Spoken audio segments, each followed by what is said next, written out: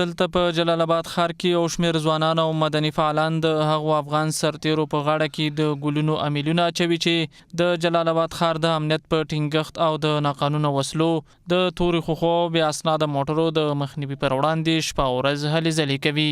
دوی افغان ځواکونو ته د ملاتړ ډاډ ورکوي او لاسته راوړنې یې ستایي. مننه کوو د قمندان امنیه نه چې دو قانون هم په ځان هم په بل عملي کوي. موږ د هغې قانون له احترام لرو.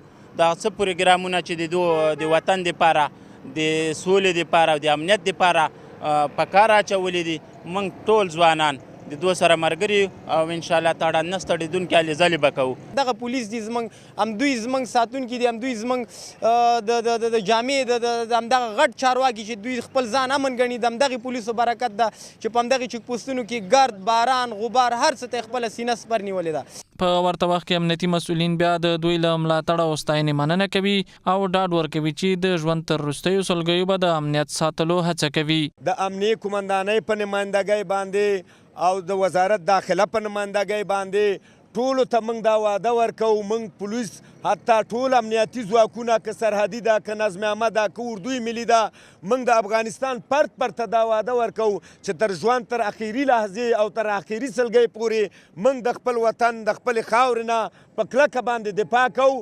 کړیم دا بیم کو تر څو ژوندي موږ د خپل ولس نه او د خپلې خاورې نه دفاع کوو. د یادونې ده چې ننګرهار کې د امنیتي ځواکونو د وروستیو فعالیتونو او لاسته راوړنو په تړاو تر دې وړاندې هم یو شمېر ځوانانو د افغان ځواکونو خپل ملاتړ ښودلی و.